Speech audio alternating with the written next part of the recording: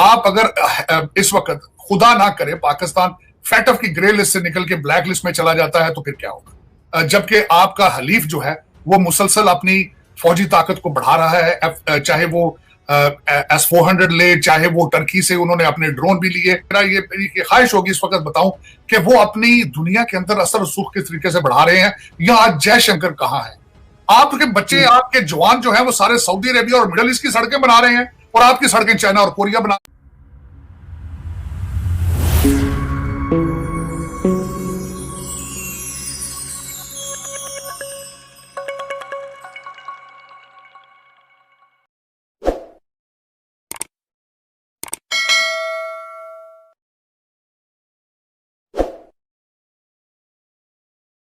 ये जो रशिया का दौरा इस क्रिटिकल टाइम पर है, जबकि पहले ही वॉशिंगटन डीसी में ये एक सोच मौजूद है कि अफगानिस्तान में अमेरिका की कामयाबी के पीछे पाकिस्तान था। आपके जब से उसामा बिन लादेन आपके एबटाबाद से मिले थे, आपके रिलेशनशिप दोबारा उस पीक पर पहुंच ही नहीं सके जहां पे पहले मौजूद थे। और उसके बाद जिस तरह तालिबान के आने के बाद आपने पाकिस्तान में जश्न मनाए, आपने तकारीर की कि शक्ल तोड़ दिए गए, जंजीरें तोड़ दी गई, एब्सोल्युटली नॉट के नारे लगा दिए आपने। आपके हाई ऑफिशियल्स ने काबुल के दौरे किए, फिर उन्होंने ये इल्जाम भी लगाया कि पंजशेर वैली में भी आप तालिबान के साथ थे, आपने एयर सपोर्ट उनको दी है। इन सारे सर्कमस्टांसेस के गिले शिकवे मौजूद हैं। आप उनकी जमहूरियत कॉन्फ्रेंस में नहीं आए, और फिर उसके बाद आप चाइना भी गए और उसके बाद रशिया जा रहे हैं, जबकि इस वक्त अमेरिका हालते जंग में है रशिया के साथ। तो ये क्लियर सिग्नल जा रहे हैं, कल को अगर आप दोबारा वॉशिंगटन डीसी, IMF या किन्हीं और चीजों में आएंगे तो ये सारी चीजें आपको हांट करेंगी। बल्कि मैं ये यहां पे ये कहूंगा कि आप अगर इस वक्त खुदा ना करे पाकिस्तान फैटफ की ग्रे लिस्ट से निकल के ब्लैक लिस्ट में चला जाता है तो फिर क्या होगा? ये और सैंक्शंस लगाई जाती हैं आप पे, आपके F-16 के पार्ट्स नहीं जाते तो F-16 ग्राउंड हो जाते हैं, तो फिर क्या बनेगा? और इस तरह के कई अवामिल मौजूद हैं, जबकि आपका हलीफ जो है वो मुसलसल अपनी फौजी ताकत को बढ़ा रहा है, चाहे वो S-400 ले, चाहे वो टर्की से उन्होंने अपने ड्रोन भी लिए, TB2 लिए उन्होंने, और उसके बाद राइफल त्यारे भी उन्होंने खरीदे हैं। बल्कि मैं इस प्रोग्राम के आगे चल के मेरी ख्वाहिश होगी इस वक्त बताऊं कि वो अपनी दुनिया के अंदर असर रसूख किस तरीके से बढ़ा रहे हैं, या आज जयशंकर कहां है और आप कहां है। मैं ये भी चाहूंगा कि मैं लाजमी ये भी इस चीज को मेंशन करूं, क्योंकि मेरी हमेशा ख्वाहिश रही है कि पाकिस्तान स्टेप अप करे, पाकिस्तान करप्शन से निकले, पाकिस्तान इंडिपेंडेंट नजर आए, पाकिस्तान माशी तौर पे स्ट्रांग हो, पाकिस्तान की फॉरेन पॉलिसी की रिस्पेक्ट हो। लेकिन मुझे उनमें कई मायूसियां होती हैं हमेशा वॉशिंगटन डीसी में बैठ के कि मैं जहां चाहता हूं पाकिस्तान, वहां पाकिस्तान मौजूद नहीं होता। अच्छा साजिद साहब, भारतीय वजीर खारजा की जानिब से भी दो तरफा ताल्लुकात को फरोग देने के लिए मुख्तलिफ ममालिक के दौरे जारी है।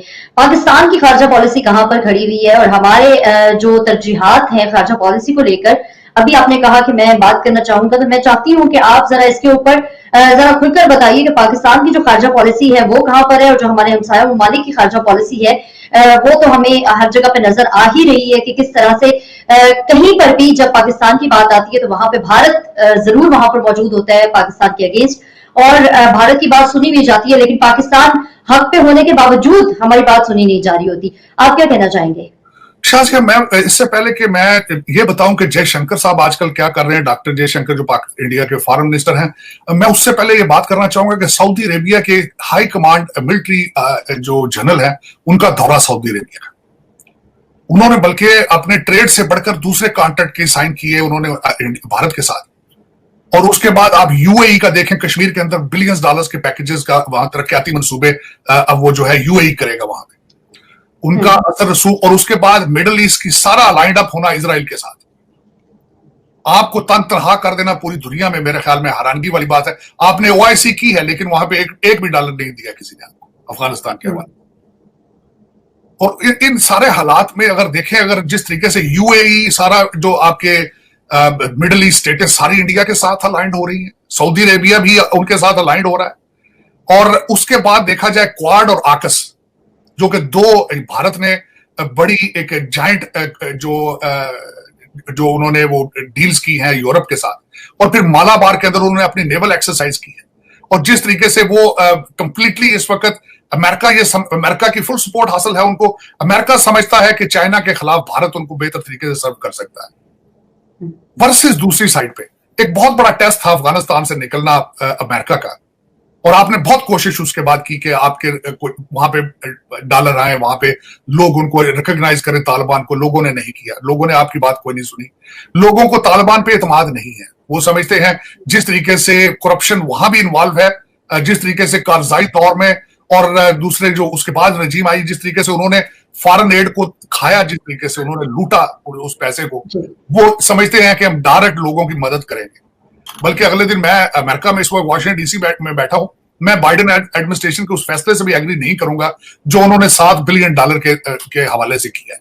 मैं समझता हूं ये अफगानिस्तान के गरीब लोगों के साथ जुल्म किया गया है। तालिबान तो अपनी जगह पे है, लेकिन गरीब वहां पे बहुत मर रहा है। इस वक्त माएं अपने गुर्दे बेचकर बच्चों को खाना खिला रही है। और इन हालात में गंदम कहां से जा रही है? भारत से जा रही है। आप क्या दे रहे हैं? आप देने की शक्कत ही नहीं रखते उनको कुछ भी। आपके अपने हालात बहुत ज्यादा खराब है। खराबी की क्या है कि आज आपकी हुकूमत ने ऐलान किया है कि लोग बैंकों में अपना सोना रखें गिरवी, और आपको इंटरेस्ट दिया जाएगा ताकि हमारे फॉरेन रिजर्व या दूसरी चीजें बेहतर हो सके। आपके हालात इन सर्कमस्टांसेस में, बल्कि आपका फॉरेन पॉलिसी आपके रडार पर नहीं है। आप इस वक्त सहाफियों के खिलाफ इंतकाम लेने के चक्कर में है, बजाय कि ये देखें कि दुनिया में क्या हो रहा है। मेरे ख्याल में अगर मुझसे जाती तौर पर पूछें, खान साहब को आजकल के टाइमिंग के लिहाज से रशिया का दौरा नहीं करना चाहिए था। रशिया का दौरा करना ठीक था, करना भी अगर करना चाहिए था तो यूक्रेन की जब चीजें सेटल हो जाती तो फिर करते, क्योंकि इस वक्त डायरेक्टली, और मैं यह सबसे बड़ी जो एड चीज करना चाहूंगा, इस वक्त अमेरिका जो है वो जख्मी है, डिमोरलाइज्ड है। जिस तरीके से अफगानिस्तान से वो निकला है, तो इस वक्त रशिया जाना, इस वक्त चाइना जाना, वो बिल्कुल इसी तरह है जिस तरह अमेरिका के जख्मों पर नमक छिड़कने के बराबर। मैं समझता हूं कि ठीक है, अगर अमेरिका आपको सूट नहीं करता तो आप बिल्कुल किसी कैंप में जाएं, लेकिन ये जरूर रखें कि जिन ताकतों के साथ आप जाना चाहते हैं वो आदर ताकतें भी हैं या नहीं। मैं आपके देखने वालों से रिक्वेस्ट करूंगा, 1 मिनट के लिए बजाय मेरी इस बात को तनकीद का निशाना बनाने के, 1 सेकंड के लिए अपने आसपास जरा नजर दौड़ाएं तो आप कितने ब्रांड चाइना के देख रहे हैं जो आप इस्तेमाल कर रहे हैं। मेड इन चाइना होंगे, लेकिन नॉट इन्वेंटेड इन चाइना। जी बिल्कुल। आप जो आईफोन इस्तेमाल करते हैं, it's American trademark, it's American brand है। आप मैकडॉनल्ड खा रहे हैं, अमेरिकन है। आप गाड़ियां चला रहे हैं, वो भी जापानीज है। ये चीजें बनी होती हैं चाइना में, इनकी कॉपियां चल रही होती हैं, लेकिन चाइना इन्वेंट नहीं कर सकता कोई चीज। और दूसरा, उनकी हिस्ट्री बड़ी लिमिटेड है, 50 साल की हिस्ट्री। उन्होंने सिर्फ जिस चीज से पैसा बनाया है, इंटेलेक्चुअल प्रॉपर्टी की थेफ्ट करके, चोरी करके। 5G बनाया उन्होंने तो उसकी सारी टेक्नोलॉजी अमेरिका से चोरी की गई थी, क्योंकि बराक ओबामा जैसे कमजोर लोग यहां पे थे, वो कंट्रोल नहीं कर सके। तो आपको ये फैसला बड़ा सोच समझ के करना चाहिए। इस वक्त पाकिस्तान में आप कुछ भी नहीं कर रहे। आपकी हुकूमतें, खान साहब की हुकूमत वाहिद नहीं है। आपने, और जो आखिरी बात ऐड करना चाहूंगा कि चाइना के साथ रिलेशनशिप, वो चाइना के साथ रिलेशनशिप भी आपके मुखलसाना दौर पे नहीं है, साफ शफाफ नहीं है। उन्होंने 60 बिलियन का प्रोजेक्ट था सीपैक का, $26 बिलियन उन्होंने आपकी करप्शन में चला गया, और उस करप्शन में आपकी पीपल्स पार्टी की गवर्नमेंट उसमें खाती रही है, नवाज शरीफ साहब की गवर्नमेंट भी खाती रही और आज भी खा रहे हैं। आज वो नाराज है आपसे, क्योंकि $26 बिलियन आप खा चुके हैं, चाहे ओवर बिलिंग में, चाहे रिश्वतों, करप्शन में, या किसी और तरीके से। वो नाराज है, सीपैक बंद पड़ा है आपका। मैं कहता हूं अगर चाइना के साथ रिलेशनशिप आपने रखने हैं तो फिर आप मुखलस तो उनसे।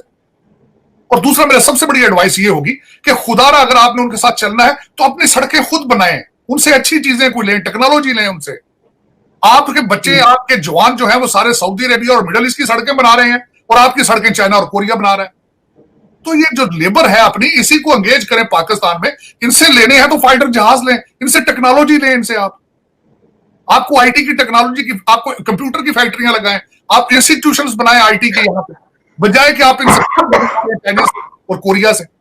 आपकी सबसे बड़ी कमजोरियां ये हैं कि आपके अंदर जो पाकिस्तान में इस वक्त रूलिंग एलीट है, वो सारी बाहर से आई है, बाहर चली जाएगी वापस।